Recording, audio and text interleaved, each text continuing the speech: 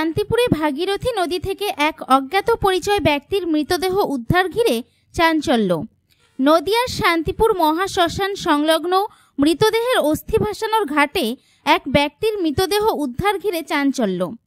এলাকাবাসী সূত্রে খবর, আজ সকালে ওই ঘাটে জলের মধ্যে এক ব্যক্তিকে ভেসে থাকতে দেখেন এলাকার লোকজন। তড়িঘড়ি খবর দেওয়া হয় শান্তিপুর থানায়।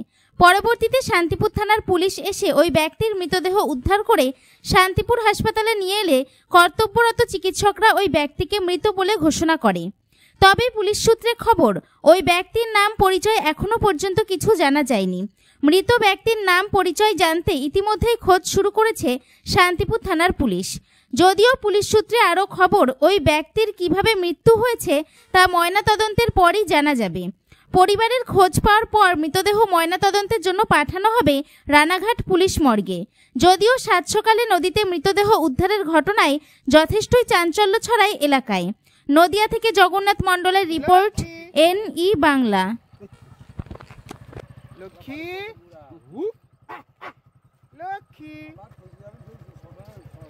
সকালে আমরা বাড়ি থেকে শুনতে পেলাম, শুনতে পেলে খানিকক্ষণ আগে এসে দেখি এরকম বডিটা ভাসছে। এটা কি ঘাট? শ্মশান ঘাট, শ্মশানে অস্থি ঘাট। কি মনে করছেন, যেটা তো মনে হচ্ছে বেশিক্ষণের ঘটনা নয়? বেশি নয়, এটা আজকে সকালবেলায় হয়েছে কেসটা। কি চিনতে পারছেন কে? না, চিনতে পারছি না।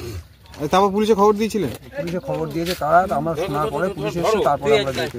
এখন কি উদ্ধার হয়েছে মৃতদেহ? হ্যাঁ, মৃতদেহ উদ্ধার হয়েছে। কি মনে হচ্ছে ওনার বাড়ি কি শান্তিপুরেই হতে পারে? মানে এই ঘাটে স্নান করতে এসে ঘটনা ঘটতে পারে মনে করছেন? করতে এসে কি যাই হোক একটা অঘটন ঘটে হয়েছে, যাই হোক একটা। আচ্ছা, কি নাম আপনার?